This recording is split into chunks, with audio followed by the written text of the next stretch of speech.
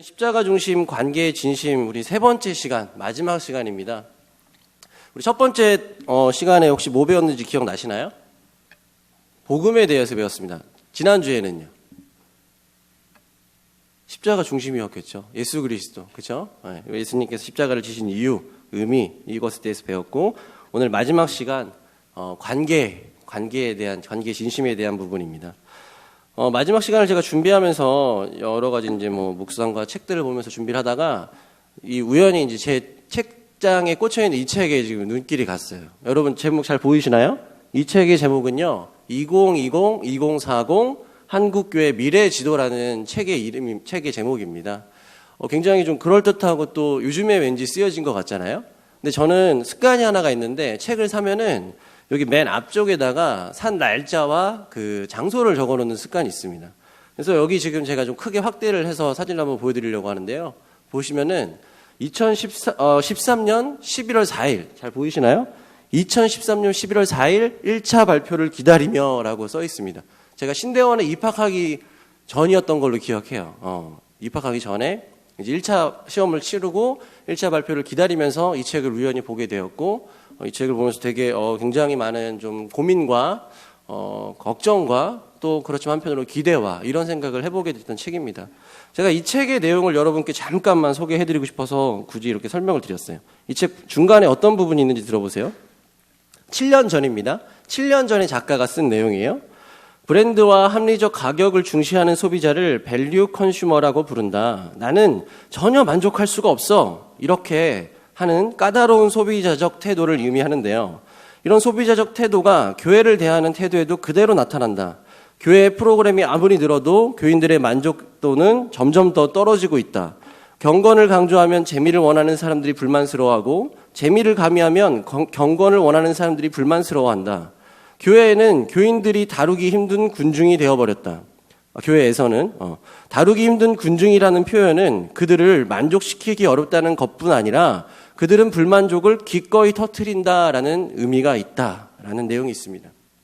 장황하지만요, 간단하게 말하면 불만이 있고 만족도가 없고 그냥 교회가 내 마음에 안 든다라는 거예요.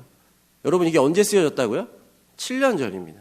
7년 전에 작가가 이미 이런 모습을 조금씩 봐왔고, 그리고 이런 모습을 앞으로 더 증폭될 것이다라는 것을, 이 학자는 미래학자거든요. 미래에 이제 공부한 이분이시기 때문에 예견을 하셨겠죠. 이 의견이 틀렸으면 좋겠다라고 저는 그 당시 생각을 했어요. 7년 전에. 근데 2020년이 됐습니다. 어때요? 제가 지금 방금 소개해드린 내용과 많이 달라졌습니까? 아닌 것 같습니다. 제가 볼 때는 이 책의 내용이 정말 불행하게도 거의 비슷하게 오늘 한국교회에 나타나고 있는 것 같습니다. 여러분, 많은 성도들이 요즘에 교회를 쇼핑하듯 고르는 거 아십니까? 교회를 쇼핑한다라는 말이 굉장히 불경스럽게 들릴지 모르겠어요. 그러나 이것은 팩트입니다. 교회를 고른다라는 의미가, 이 멘트가 너무너무 자연스러워요. 심지어 제가 그 전에 저랑 같이 사역했던 같은 팀을 이뤘던 목사님이 계세요. 그 목사님이 저기 천호동 쪽에, 서울의 천호동 쪽에서 사역을 하셨었는데, 그쪽에서 사역을 하셨을 때 청년 사역을 하셨으니까 한 청년이 목사님에게 가서 이런 말을 했다라는 것입니다. 목사님, 왜 그래? 무슨 일이야? 그랬더니, 요즘 교회 너무 서비스 안 좋아요. 라고 실제로 목사님 앞에서 이 얘기를 했다라는 것이죠. 여러분, 혹시 교회에 서비스 받으러 오셨습니까? 우리가 여기 모인 이유가 뭐예요? 여러분들 여기 왜 오셨습니까? 즐겁고 화목하고 위로받고 이런 서비스를 혹시 받으러 오셨어요? 우리가 여기 모인 이유가 무엇입니까?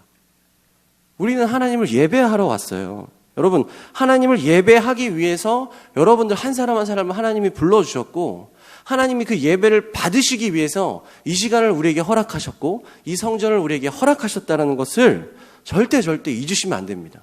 이건 너무너무 기본적이고 당연한 진리예요. 우리가 살아가기 위해선 호흡을 해야 되는 것처럼 교회가 살아있기 위해서는 다른 거 다 두 번째 문제고요. 첫 번째로는 예배예요, 예배. 하나님이 예배를 받으심. 이것이 우리가 여기 모인 목적과 이유입니다.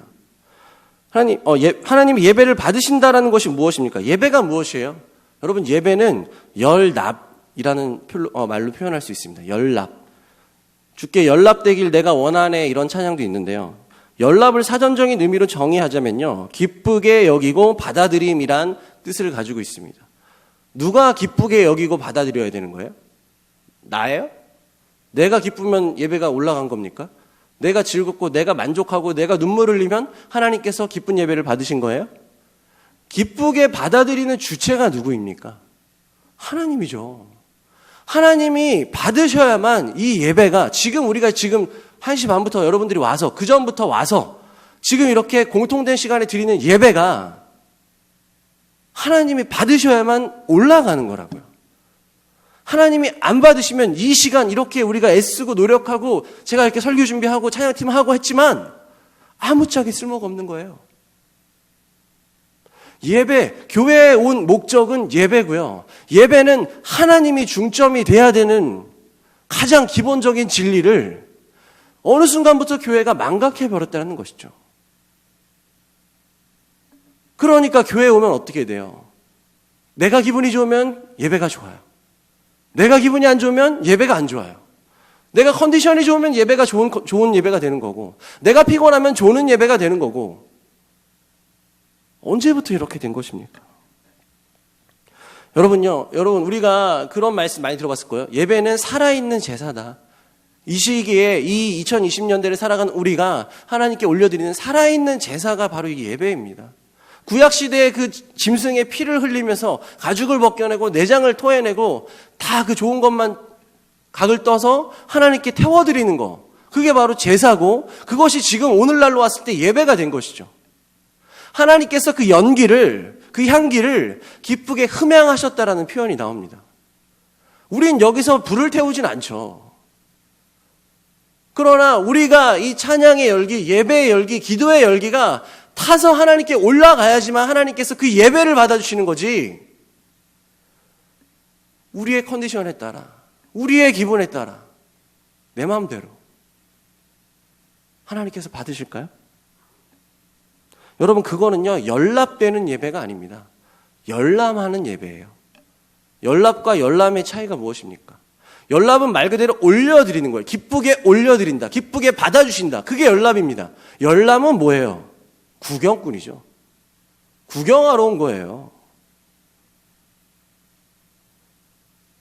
어디서 교회에 왔는데 예배 시간에 하나님을 예배한다고 앉아있는 우리 청년들이 구경꾼으로 전락이 되어버렸습니까? 왜 이렇게 돼버린 거예요? 누가 중심인 거예요?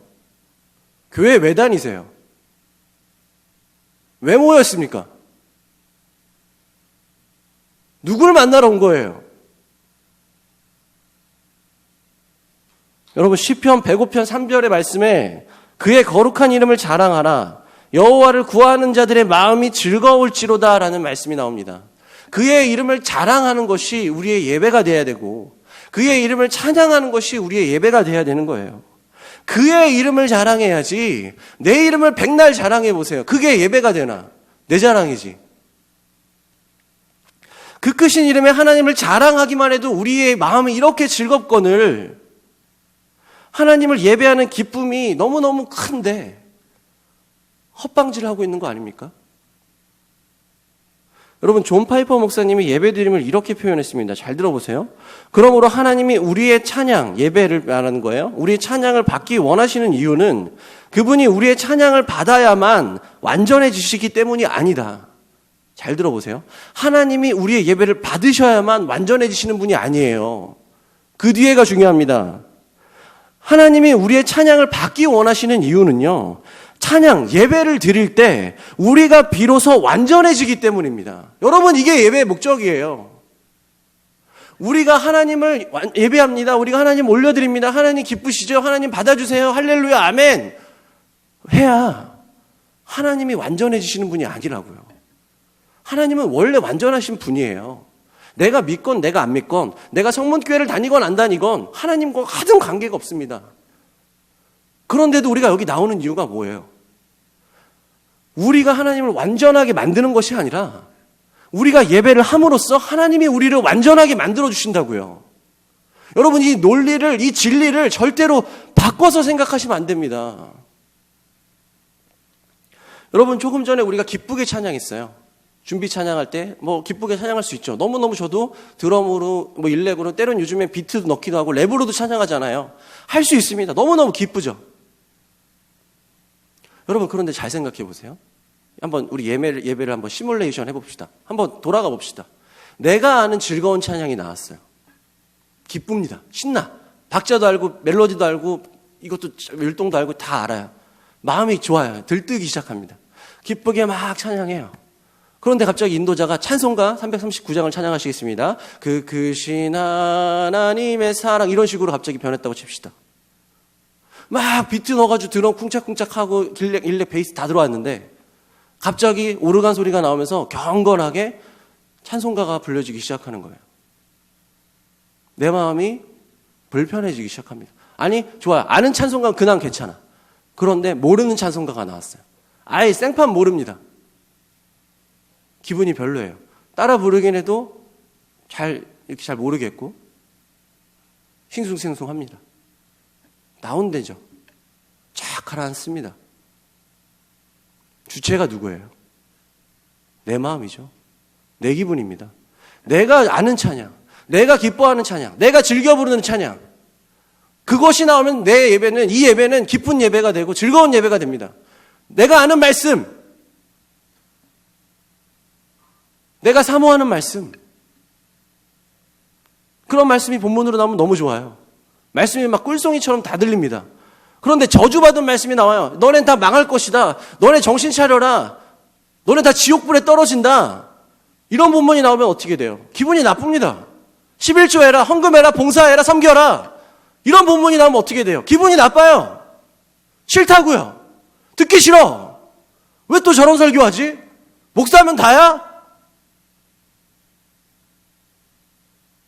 제가 지금 뭘 전하고 있습니까, 여러분? 담임 목사님이 이 피토하는 심정으로 일주일마다 준비하면서 여러분 앞에서 무슨 말씀을 전하시는 거예요? 본인 얘기하십니까? 내 자랑해요?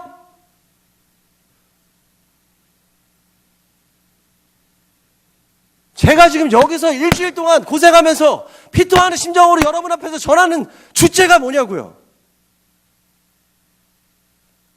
하나님 말씀 아닙니까? 말씀 들으러 온 거 아니에요. 말씀 앞에 굴복하고 말씀 앞에 순종하고 말씀 앞에 복종하고, 그게 여러분이 여기 모인 이유이자 그거 한 가지 이유밖에 없어야 돼요. 사실은 그 외의 것들은 다 부수적인 거란 말이죠. 셀 모임이든 소모임이든 그 외의 다른 모임이든 심지어 수련회가 될지라도 말씀 앞에 굴복하겠다는 그 마음이 없으면 뭐하러 여기 왔냐고요. 뭐하러. 왜 와서 인상 쓰고 있고, 왜 와서 기분 나쁘다고 하고, 뭘 듣고 싶은 거예요? 여러분들 구매에 맞는 얘기만 해드려요? 여러분들이 좋아하는 얘기만 해드립니까? 그럼 상담을 받으러 가세요. 죄송해요. 저는 오늘 작정하고 나왔습니다. 저 오늘 마지막 순간이라고 생각하면서 그런 마음으로 나왔어요. 여러분들 듣기 싫어도 할 말은 해야겠습니다. 왜요? 저를 설교자를 성목교에서 불러주셨거든요.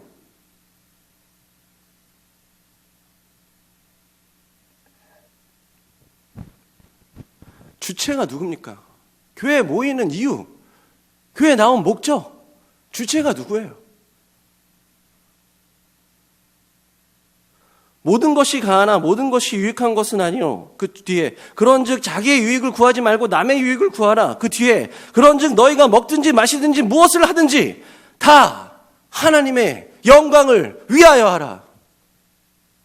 먹든지 마시든지 무엇을 하든지 교제를 하든지 소모임을 하든지 축구를 하든지 뭘 하든지 상관없어요. 다 하나님의 영광을 위해서 할 수 있다라면 행동이 뭐가 될지언정 하나님께 올려드릴 수 있다라면 모든 것을 하나님께서 받아주십니다. 그런데 예배를 드릴지라도 찬송을 드리고 기도를 할지라도 주체가 내가 돼버리면 하나님께서 일절 안 받아주신다는 거예요. 여러분 너무 무섭지 않습니까? 보이지 않는다고 이게 느껴지지 않으세요? 내가 느낄 수 없고 내가 볼 수 없고 내가 들릴 수 없다고 해서 여러분, 이것이 없어지는 것이 아닙니다. 이것은 팩트예요. 말씀에 나와 있기 때문이죠. 우리가 예배를 어떻게 드립니까, 여러분? 예배 드리는 형식을 한번 생각해 보세요. 지금 뭐 하고 계십니까? 듣고 있어요. 설교를 듣고 있습니다. 설교를 들음으로 듣는 것에서 멈춰 있습니다. 설교를 듣는 것이 들림이 하나님께 드림이 돼야 되거든요. 들림이 드림으로 바뀌어야 된다고요. 그런데 들림이 들림에서 멈춰 있습니다. 드림으로 가지 않아요. 왜 그럴까요? 디모데후서 3장 5절의 말씀 우리 한번 같이 읽어보겠습니다. 같이 한번 읽어볼게요. 시작.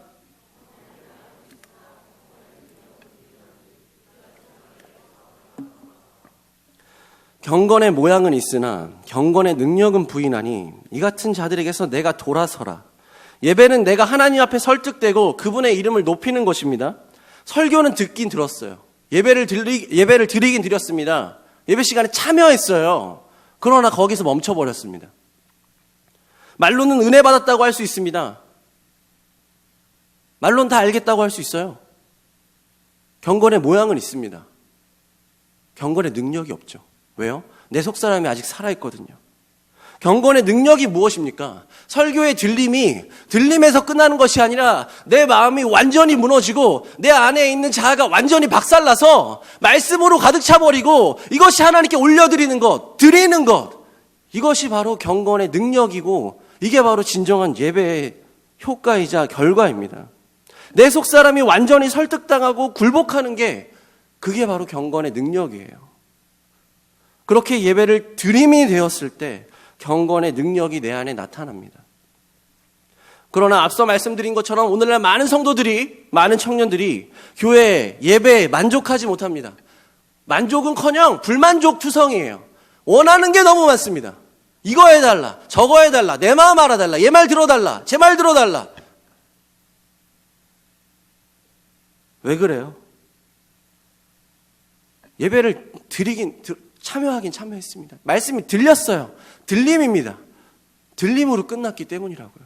들림으로. 마음으로 내려가지 않습니다. 여러분, 이사야서 29장 13절의 말씀 잘 들어보세요. 주께서 이르시되 이 백성이 입으로는 나를 가까이하며 입술로는 나를 공경하나 그들의 마음은 내게서 멀리 떠났나니 그들이 나를 경외함은 사람의 계명으로 가르침을 받았을 뿐이라. 입술로는 공경하나 입술로는 주여 주여 하나 마음은 일절 아무것도 없고 내 마음속엔 오로지 내가 원하는 거, 내가 바라는 거, 내가 꿈꾸는 거, 그것만이 가득하지 않습니까? 예배 시간에 설교 말씀이 들리지 않아요. 왜? 아까 말씀드렸죠. 내 마음에 드는 내 구매에 맞는 설교가 아니에요. 내 마음에 맞는 본문이 아닙니다. 그럼 안 들려요. 그럼 어떻게 됩니까? 딴 생각이 나기 시작해요. 스마트폰에 손이 갑니다. 졸려요. 그러다 보면 예배가 끝이 납니다. 그럼 예배 잘 드렸다라는 말이 우리 입에서 나올까요? 여러분, 지난 시간 셀 모임에서 우리 가스펠 프로젝트에서 가인과 아벨의 이야기를 들으셨을 거예요. 가인과 아벨이 똑같이 제사를 지냈습니다. 그러나 하나님께서 아벨의 제사는 받으셨고 가인의 제사는 받지 않으셨죠. 이유가 뭐라고 배우셨어요? 하나님께서 받으신 것이 무엇입니까? 제사뿐이었어요? 아니죠. 아벨과 그의 제사는 받으셨으나 가인과 그의 제사는 받지 않으셨다 그랬습니다. 하나님한테 따지실 거예요? 가인과 그의 제사를 받지 않은 이유가 어디 있습니까? 예배 시간에 똑같이 참여했어요. 그러나 누구의 제사는 누구와 누구의 예배는 받으셨고요. 나와 내 예배는 받지 않으셨다라고요. 그럼 하나님께 따지실 거니까? 왜 안 받아주셨어요? 하나님, 내가 이렇게 피곤한 몸을 이끌고 왔잖아요. 주일날 피곤함에도 불구하고 말씀 듣고 있잖아요. 하나님, 제가 셀 모임 하고 있잖아요. 이 정도 하면 된 거 아닙니까? 하나님 왜 안 받아주세요? 라고 따지실 거예요?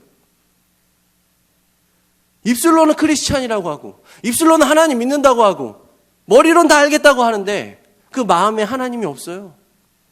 내가 만들어 놓은 하나님만 있을 뿐입니다. 참 하나님은 저기 계시는데, 완전하신 하나님은 저기 계시는데 내 하나님이 여기 있어요. 내가 만들어 놓은 신, 내가 만들어 놓은 하나님. 여러분 누구를 쫓아가고 계십니까? 누구한테 예배드리시는 거예요? 지난주 십자가의 의미에 대해서 말씀드렸죠. 십자가의 사건은 어떤 사건이라고 말씀드렸습니까? 예수 그리스도께서 단순하게 십자가에 달려서 고통받고 돌아가셨고 부활하셨다 이게 아니라 그랬어요. 모든 인류의 죄를 한 잔에 담아서 그 잔을 한 방울도 남기지 않고 단숨에 마셔버린 것이 십자가 사건이라고 말씀드렸고요. 더 충격적인 건 뭐라고 말씀드렸죠? 십자가 사건 달리기 전에 겟세마네 동산에서 그렇게 피땀 흘려가며 기도하셨던 이유가 무엇이 두려웠기 때문이라고 말씀드렸습니까? 하나님과의 단절이 두려웠다고 그랬잖아요. 삼위일체 하나님, 영원부터 영원까지 단절이라고는 경험해 보신 적이 없고 단절과는 전혀 상관없는 그분이 본인의 죄도 아니고 우리의 죄를 위해서 하나님과 단절되신 사건이 바로 십자가 사건이라고 말씀드렸습니다. 그리고 그 순종으로 인하여서 우리는 죄사함을 받았고 우리는 의롭다 칭함을 받았다 그랬어요. 의롭다 칭함을 받았다라는 것은 하나님과의 관계가 온전히 회복되었다라는 거 말씀드렸습니다. 여러분, 이 예수 그리스도의 가르침, 기독교의 진리는 단순해요. 이게 답니다. 복음의 진리는 이게 다예요. 이 말씀을 제자들이 배웠습니다. 누구한테요? 예수님께 배우겠죠. 직접 배웠습니다. 24시간 내내 그분과 먹고 마시고 돌아다니면서 때론 같이 웃기도 하시고 울기도 하시고 기뻐하시고 살아있는 사람의 모습, 살아있는 사람의 감정을 통해서 제자들이 배웠어요. 그분의 말씀을 들었다고요. 그리고 예수님이 승천하셨습니다. 제자들이 이제 성령을 받았습니다. 그 성령의 힘으로 나가요. 그리고 전파하기 시작합니다. 그리고 나서 사도들의 말씀을 듣기 시작한 사람들, 바로 그게 오늘 본문에 등장하는 초대교회 사람들입니다.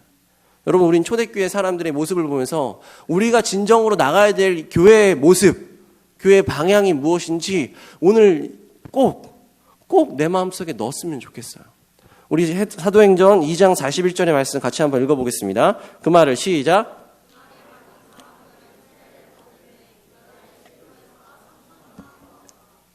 사도행전 2장은요, 우리가 배우신 분도 있으실 거예요. 그 성령 강림 사건을 기록해 놓은 성경입니다. 오순절날 제자들이 모여있을 때, 마가의 다락방에 모였을 때 성령이 강림하셨고 불의 여처럼 사람들에게 뜨거운 방언과 뜨거운 마음과 깨달음을 주셨어요.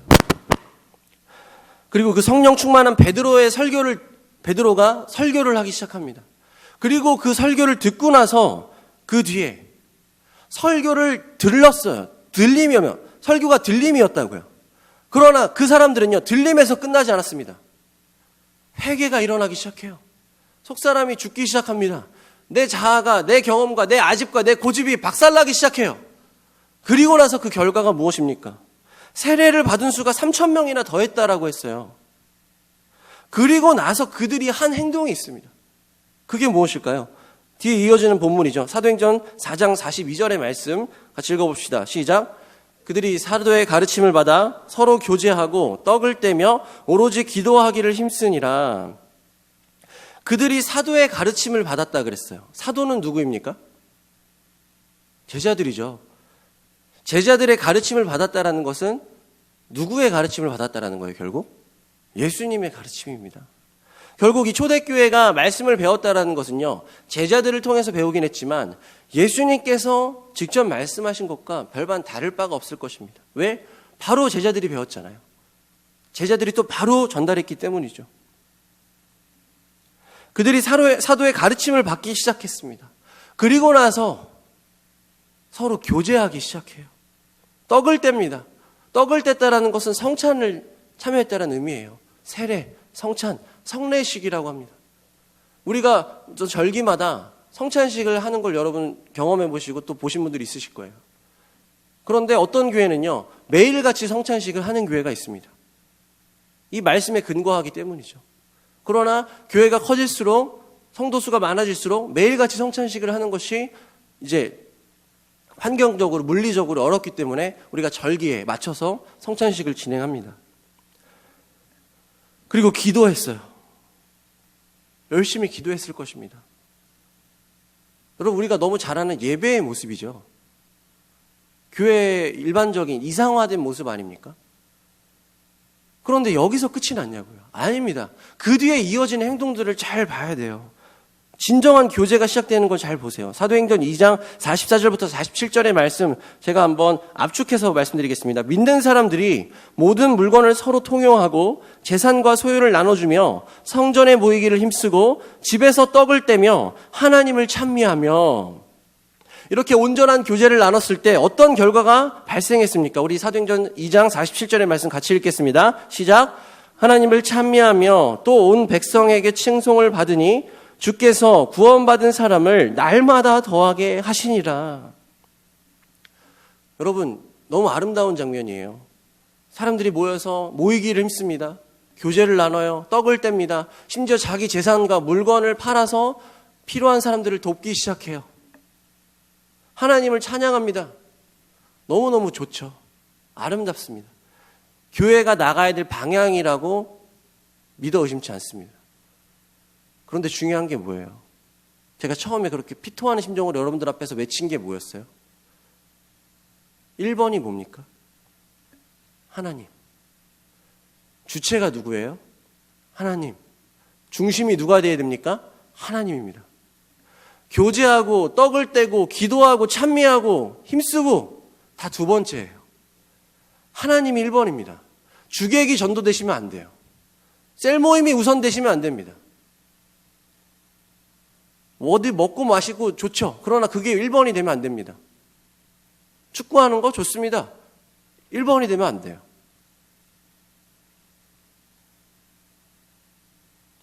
우리 공동체를 사랑하는 거 제가 여러분들 한 분 한 분 만나면서 너무 절절히 느끼고 있습니다. 여러분, 그런데 우리 공동체를 사랑하는 거 좋습니다. 그러나 하나님보다 더 사랑하시면 안 돼요. 하나님을 1번으로 사랑하시고 그 뒤에 자연스럽게 따라오는 2번이라고 표현하는 것도 너무 죄송스럽지만 어쩔 수 없어요. 하나님이 우선입니다. 하나님 먼저 사랑하시고 하나님 말씀 먼저 사모하시고 하나님 말씀에 먼저 순복하세요. 그리고 나서 공동체가 따라와야 되는 거예요. 주객이 전도되는 순간 내 안에 하나님도 바뀌어버립니다. 저기 계신 하나님이 아니라, 완전하신 하나님이 아니라 내 안에 있는 하나님, 내가 만들어 놓은 프라우스의 하나님, 그런 하나님은 없어요. 단언컨대 없습니다. 하나님은 완전하신 하나님 한 분밖에 없어요. 여러분, 진정한 교제가 시작됐어요. 진정한 교제를 존 스토트 목사님은 세 가지로 구분을 합니다. 제가 이 세 가지를 여러분들과 함께 나누면서 오늘 말씀을 마치려고 합니다.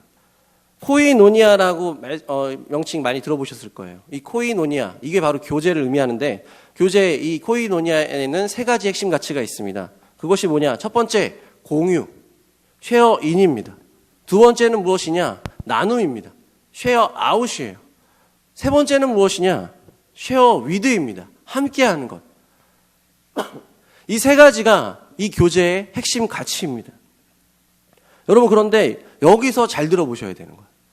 이걸 잘 들어보세요. 첫 번째입니다. 첫 번째가 뭐라 그랬죠? 쉐어인, 공유의 가치예요. 뭘 공유하느냐? 여러분, 교제는요, 교제라는 말을 들어봤을 때 어떻습니까? 일단 좀 따뜻해요. 뭔가 좀 행복하고 포근합니다. 기분 좋은 거, 편안한 거. 물론 교제의 그런 분위기가 너무너무 필요하고 그런 방향으로 나가야 되죠. 그러나 그럼 생각해 보세요. 하나님을 믿지 않는 사람들과의 교제, 충분히 따뜻하게 할 수 있습니다. 따뜻한 카페에서 커피 한 잔 마시면서 부드러운 얘기하고. 자, 믿는 사람들이 모였어요. 카페에서, 따뜻한 카페에서 맛있는 차 마시면서 부드러운 얘기합니다. 차이가 없어요. 여기까지는 똑같습니다. 그런데 교회에서 나누는 교제, 쉐어인은요, 공유한다는 것은 여기서 차이가 발생하는 거예요. 여기는 그 공유가 없어요. 여기는 공유가 있습니다. 뭘 공유하는 거예요? 삼위일체 하나님을 공유하는 것입니다. 내가 믿는 하나님, 네가 믿는 하나님, 똑같은 하나님이에요. 내 하나님 한 분 계시고 너의 하나님 한 분 계시고 우리 둘 다 각각의 하나님을 모시고, 이게 아니라고요. 그러니까 분당에서 살던 제가 평택으로 내려와서 여러분들과 함께 하나님을 공유할 수 있는 이유 어디에 있습니까? 한 분 하나님을 똑같이 믿기 때문이죠. 제가 어렸을 때 모태신앙이든 중간에 초중고 그때 학생일 때 내가 예수님을 믿었든 청년일 때 하나님을 믿었든 어렸을 때나 성장기나 청년이나 똑같이 하나님에 대해서 이야기하고 나눔할 수 있고 감사할 수 있고 은혜 받을 수 있는 것 무엇 때문이에요? 한 분 하나님 때문이죠. 삼위일체 하나님 한 분, 그분의 이름을 공유하는 것입니다. 이게 바로 나눔이에요.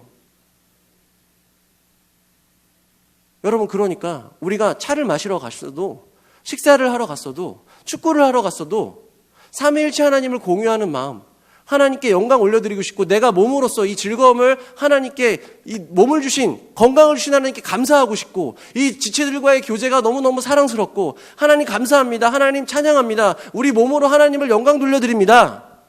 충분히 받아주십니다. 그런데 그게 없어요.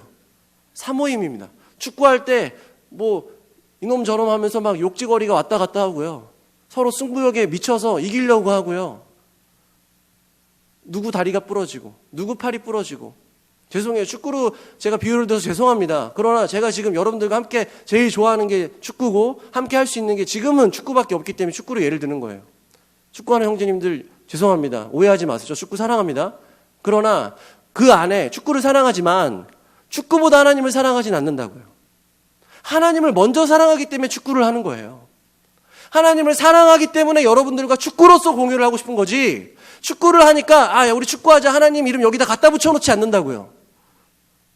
적어도 저의 안에서는 주객이 전도되지 않습니다. 여러분도 그러길 바랍니다.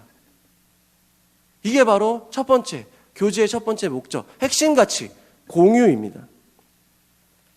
두 번째는 쉐어 아웃이에요. 나눔입니다. 나눔. 실제로 나누어주는 것을 의미하죠. 초대교회 성도들이 각 사람의 필요를 따라 자신의 것을 나누어 주며라고 했습니다. 여러분, 그런데요, 놀라운 점이 있어요. 이 코이노니아, 이 교제는요, 여러분, 이걸 잘 살펴보시면 좋겠어요. 이 교제가 시작된 시점이 언제냐? 그게 언제냐면, 우리 신약 성경에 어떤 성경부터 시작이 되죠? 뭐부터 시작이 돼요, 신약 성경은? 마태복음부터 시작됩니다. 마태, 마가, 누가, 요한, 그리고 나서 뭐가 나와요? 사도행전이 나옵니다.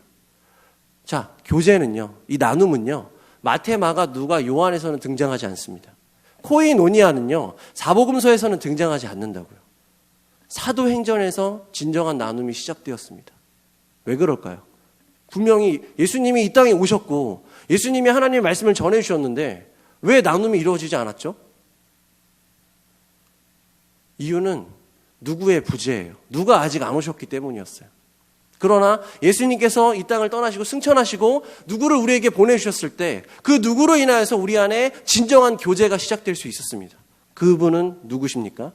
성령님이죠.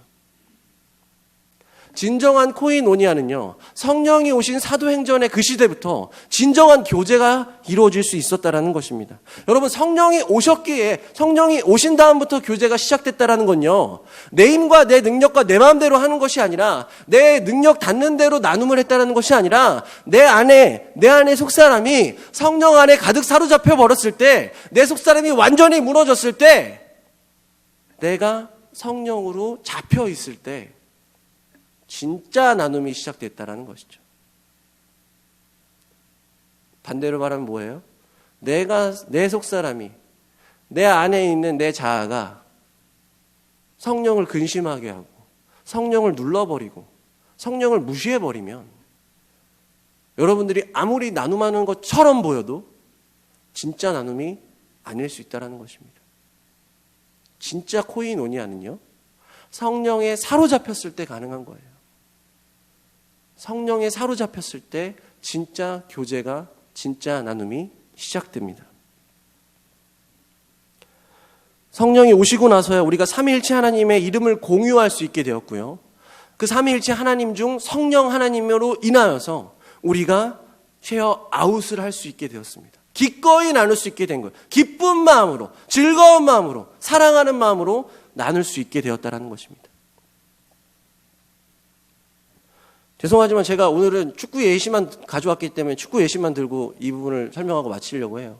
다른 부분을 설명하고 싶었지만 제가 계속 축구를 얘기했기 때문에 이 부분도 축구로 예시를 들고 마치겠습니다. 자, 우리 교회에서는 해마다 선교 바자회를 여는 것으로 알고 있습니다. 제가 이 중에도 많은 지체들에게 권면했어요. 와, 너 그거 되게 잘 만든다. 우리 쿠키 만들어보자. 뭐 해보자. 권면 드렸죠. 제가 할 수 있는 게 뭐가 있을까 고민해봤어요. 저건 제 옷장인데요. 저게 뭐가 습니까, 여러분? 다 유니폼이에요. 제가 돈이 많아서 저걸 산 게 아니라 뭐 누가 선물해 주시기도 하고 뭐 어디 여행을 갔을 때 정말 싼 것들을 모으기도 하고 해외에서 직구를 하기도 하고 아무튼 이런 식으로 모으다 보니까 저렇게 조금씩 늘어났습니다. 여러분, 제가 이번 선교 때 저 유니폼들을 다는 아니지만 저도 운동할 때 입어야 되니까 다는 할 수는 없지만 그래도 기꺼이 즐거운 마음으로 저 유니폼들을 좀 나눠보려고 합니다. 그럼 어제 저한테 어떤 형제가 그러더라고요. 안 아깝냐고요. 여러분, 제가 아까운 마음이 있을까요, 없을까요? 있어요. 있는데 아주 조금 있습니다. 큰 마음은 뭐예요? 형제들이 저걸 보고 기쁘고 막 희열하고 미쳐있을 그 기쁨에 제 마음에 절절로 기뻐지는 거예요. 저절로 흥분이 됩니다. 빨리 바자회 시간이 왔으면 좋겠어요. 왜요? 죄송합니다. 저만 그래요, 저만. 네, 저만. 여러분, 이 진정한 나눔은요, 진짜 교제는요, 아까 말씀드렸잖아요. 성령에 사로잡혔을 때 가능하다고.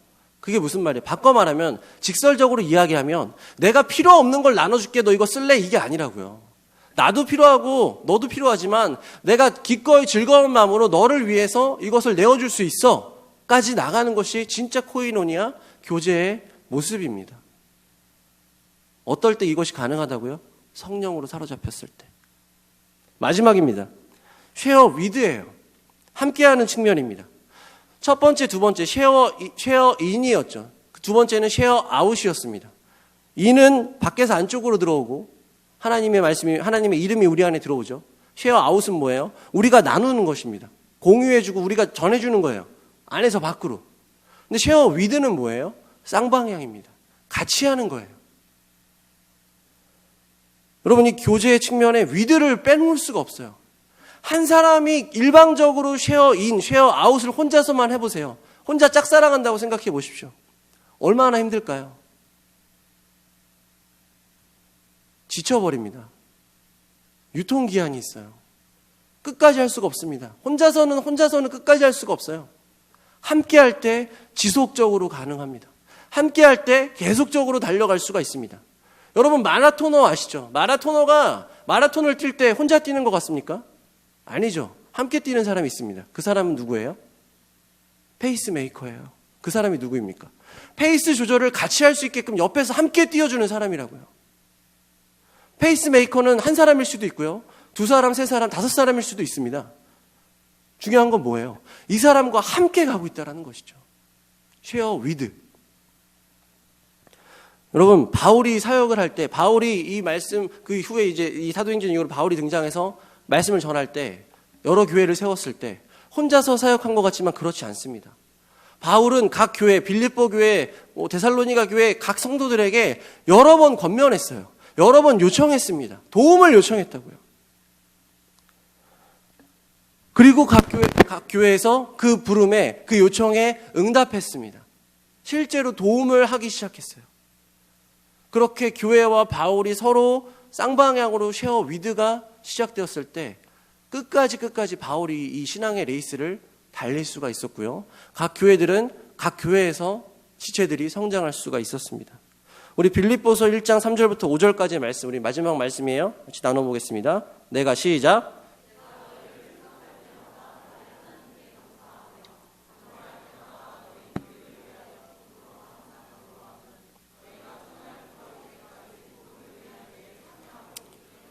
아멘. 바울이 이야기하는 거예요. 너희가 첫날부터 이제까지 복음에 위한 일에 참여하고 있었다. 이게 무슨 말이에요? 너희가 계속적으로 나를 도와주고 있었기 때문에 내가 이렇게 지금 계속해서 사역을 할 수 있었다. 나는 너희를 위해서 기쁨으로 간구하고 있다. 바울은 대단한 사람이었죠. 엄청난 사람이었고 엄청난 사역을 이루어냈습니다. 그러나 혼자 슈퍼맨처럼 하지 않았어요. 각 교회에 도움들이 있었고요. 바울을 섬기는 사람들, 도와주는 사람들이 있었습니다. 쌍방향으로 교제가 일어났을 때 하나님의 사역을 계속해서 할 수 있었습니다. 사랑하는 프라우스 청년 여러분, 우리가 진정한 교제를 나누고 싶다라면, 그리고 관계에 진심으로 다가가고 싶다라면, 먼저는 첫 번째로 뭐라 그랬어요? 하나님과의 예배가 회복되어야 됩니다. 하나님을 내 중심에 확 박아버리세요.